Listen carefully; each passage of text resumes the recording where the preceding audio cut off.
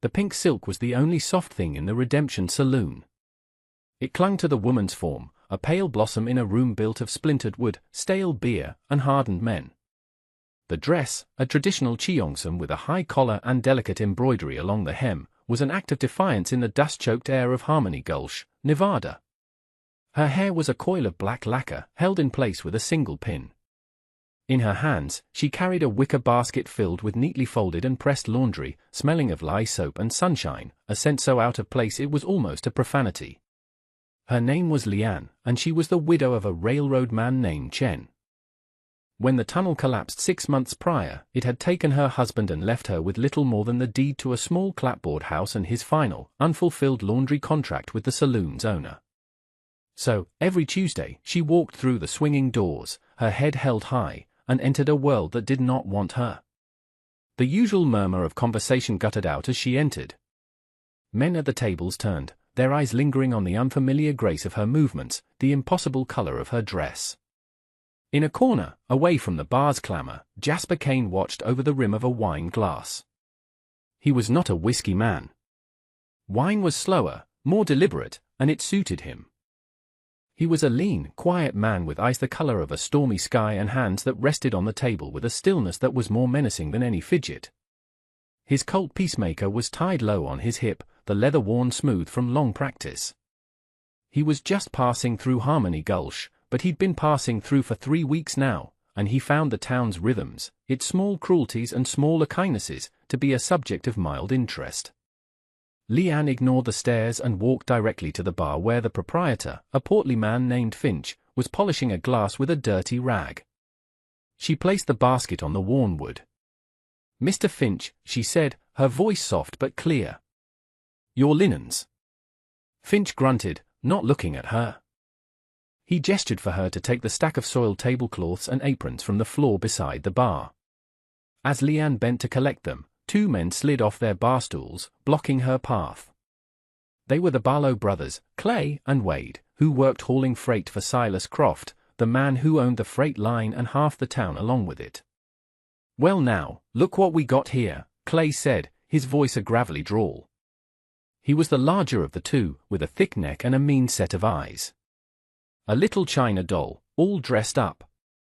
Wade snickered, a high, unpleasant sound. "That's a mighty fancy dress for laundry day." Leanne straightened up, her expression unreadable. She clutched the handle of her empty basket. "Excuse me. I must go." Clay put a thick, grimy hand on her arm, his fingers digging into the delicate silk. "Not so fast. We're just being friendly." The fabric of her sleeve wrinkled under his grip. In the corner, Jasper Kane slowly lowered his wine glass. His gaze, which had been passive, sharpened. He noted the slight tremor in the woman's hand, the rigid set of her shoulders. He saw Finch deliberately turn his back, busying himself with bottles on a high shelf. No help would come from that quarter.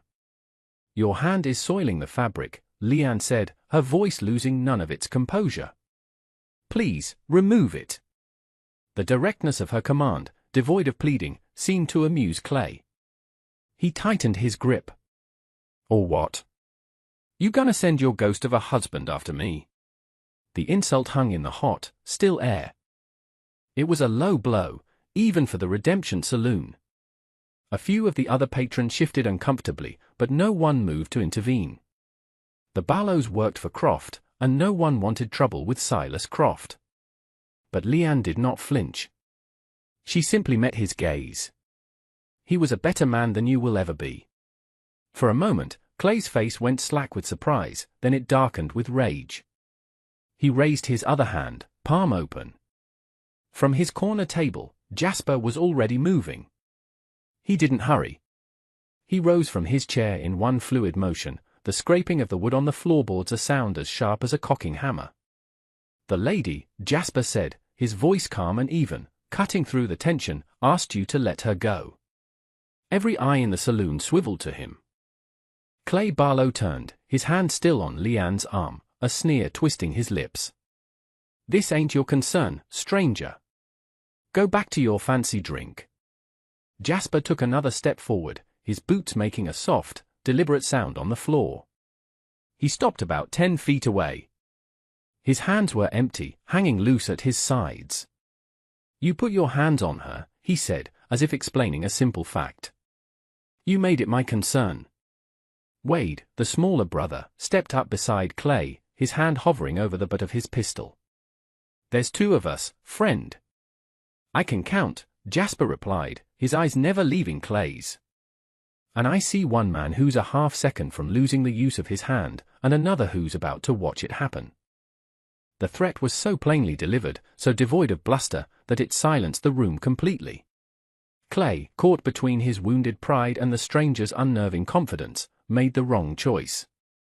He shoved Leanne away from him, sending her stumbling back against the bar, and his hand clawed for the pistol at his hip. He never cleared the leather.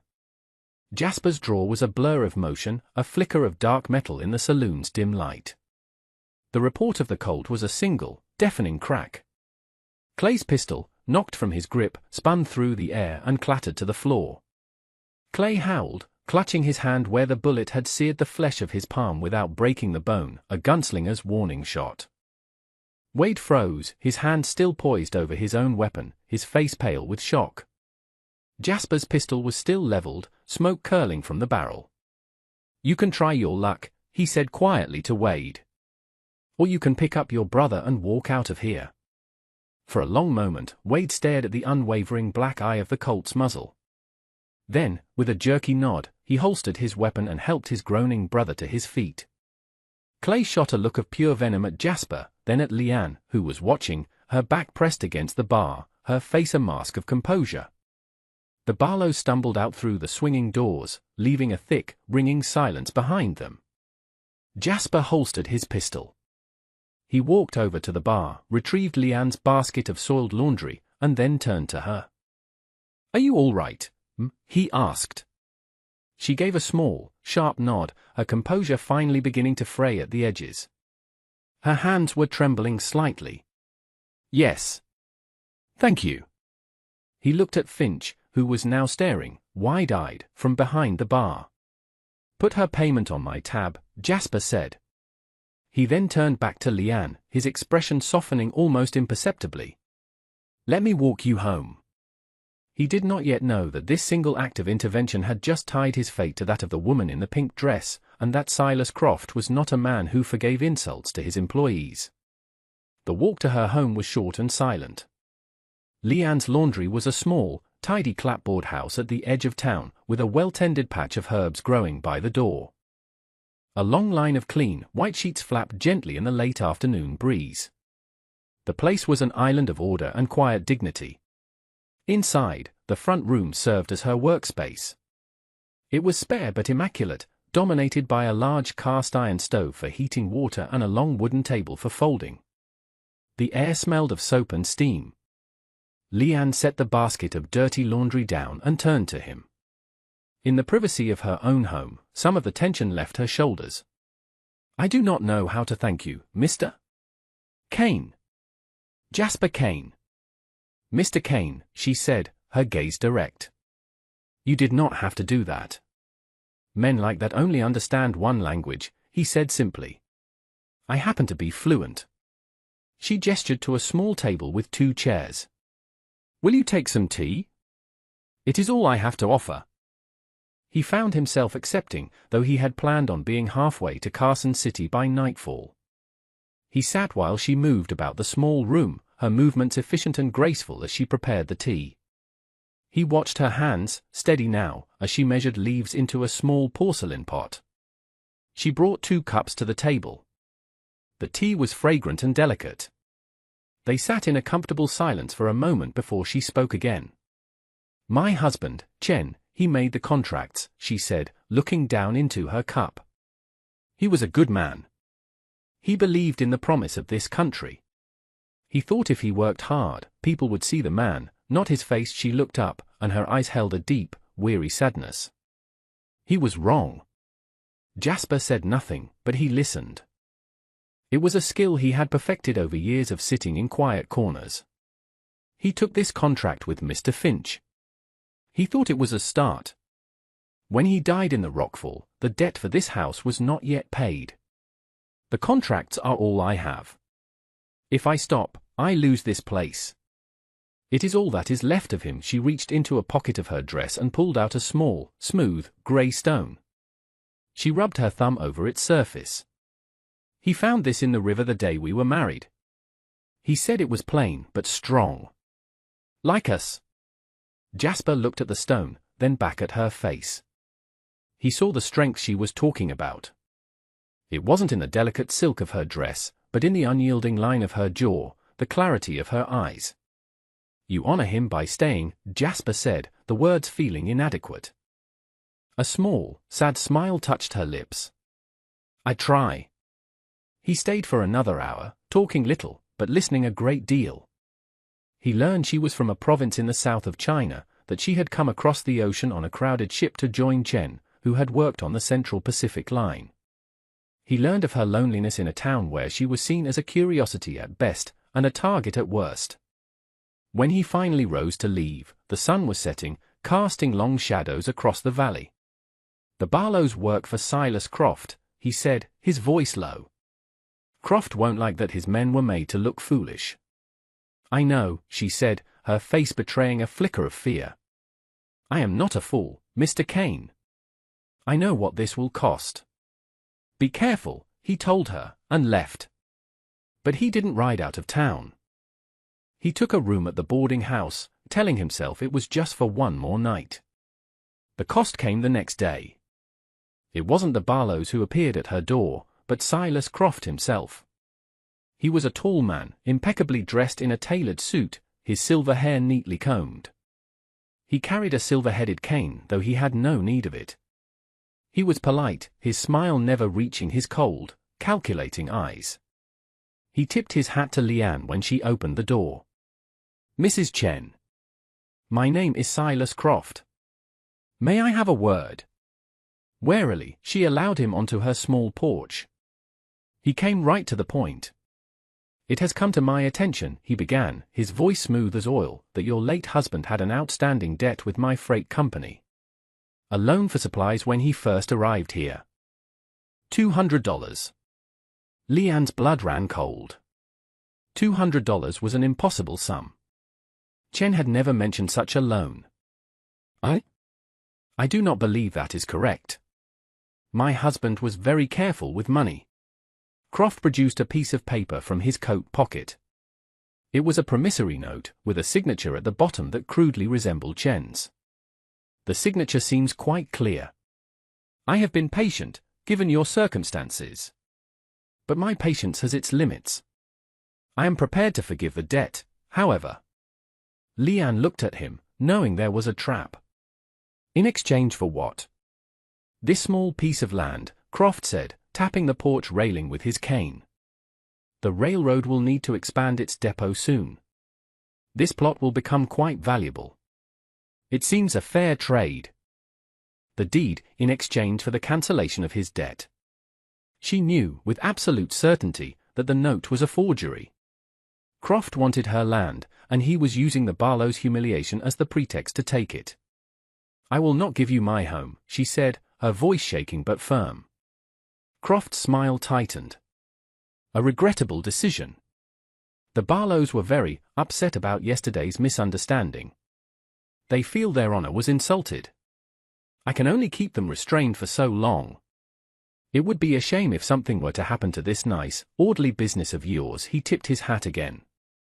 You have until Friday to reconsider. Good day.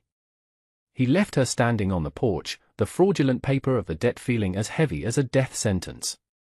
She knew what he was threatening. Fire. Destruction. Violence. She was alone, and she was trapped. That evening, she saw Jasper Kane walking down the street. On an impulse, she stepped out of her doorway. Mr. Kane. He stopped, turning to face her. She told him everything. About Croft's visit, the forged note, the threat.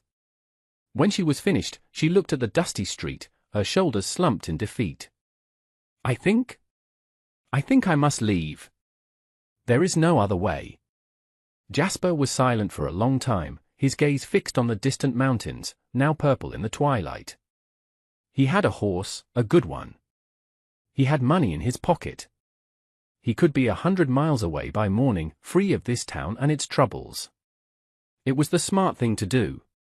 It was the thing he always did.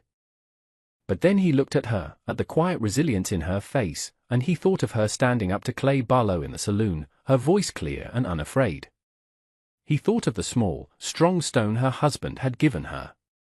"No," he said, and the single word seemed to settle something in the air between them. "You're not leaving. This is your home." He finally met her eyes, and she saw a resolve there that startled her. "Let me see that promissory note." For months later, the chill of late autumn had settled over Harmony Gulch. The cottonwoods along the creek had turned a brilliant gold, and the air had a crisp edge that promised an early winter. At the edge of town, the chimney of Leanne's small house sent a steady plume of wood smoke into the clear blue sky. Inside, the laundry business was thriving. The clean, soapy scent now filled a new lean-to added to the side of the house, where another Chinese woman, Mrs. Yi, worked alongside Leanne, folding sheets. The saloon contract had been joined by new ones from the boarding house, the town doctor, and even the telegraph office. Outside, Jasper Kane split logs with a steady, rhythmic swing of his axe. The pile of firewood was already stacked high against the house, enough to last them through the harshest winter. He hadn't left. He had moved his things from the boarding house into the small spare room in Leanne's home, a move that had set the town gossips to whispering, but the whispers died down when people saw the quiet, respectful way he conducted himself. He was her protector, her partner, and something more that neither of them had yet dared to name. The matter with Silas Croft had been resolved not with a gun, but with a telegraph key. Jasper had taken the promissory note to the telegraph office. He knew the signature was a forgery, but he also knew that accusing a man like Croft in a town he controlled was useless. Instead, he sent a carefully worded message to a U.S. Marshal in Sacramento he had once ridden with. He didn't ask about the debt. He asked about Silas Croft himself. The reply came 2 days later. The marshal remembered Croft well. He was wanted in California under a different name for a series of fraudulent land grabs, using forged debt notes to intimidate settlers into signing over their deeds. The marshal had lost his trail a year ago. He was very interested to learn of Mr. Croft's new location. When Croft and the Barlows arrived at Leanne's house on Friday afternoon to collect the deed, they were met not by a frightened widow, but by Jasper Kane sitting on the porch, cleaning his Colt, and 2 federal marshals who had ridden in on the morning train. The Barlow surrendered without a fight. Croft, ever the gentleman, had tried to bluff his way out, but the warrant from California was ironclad. Harmony Gulch watched in stunned silence as the man who had owned them was led away in irons. Now, in the quiet of the autumn afternoon, Jasper finished his work and carried an armload of wood inside. Leanne met him at the door, taking the logs from him. Their hands brushed, a simple touch that sent a current of warmth through them both. "The tea is ready," she said softly. He followed her into the main room, which now felt less like a workshop and more like a home. A small, colorful rug lay on the floor, and a pot of late-blooming chrysanthemums sat on the windowsill. She handed him a cup of tea. He took it, his calloused fingers gentle on the delicate porcelain. He was no longer the detached observer in the corner of the saloon, drinking wine and watching the world go by. He was a part of this world now, a part of her world. Leanne looked at him, a soft smile on her face. In a trunk at the foot of her bed, the pink silk cheongsam was carefully folded away, a memory of a day that had changed everything. She wore a simple dress of blue cotton now, the dress of a woman who was building a life, not just surviving one. "You have good hands, Jasper Kane," she said, her eyes on his as he held the teacup. "They are strong enough to split wood, steady enough to face down bullies, and gentle enough to hold a teacup without breaking it." He looked down at his own hands, then back at her. A slow smile spread across his face, reaching his stormy eyes and turning them the color of a clear summer sky. "It's all in finding what's worth holding on to." They sat together as the afternoon light faded, the comfortable silence between them filled with the unspoken promise of a future, built not on grand declarations, but on small, shared moments of peace, as plain and as strong as a stone pulled from a riverbed. And that brings us to the end of this one. If you stayed with me all the way through, thank you. Stories like this one only get told because folks like you sit down and listen. If you liked what you heard, go ahead and hit that like button. And if you want more stories from the old frontier, subscribe so you don't miss the next one. Until then, take care of yourself, and thanks again for being here.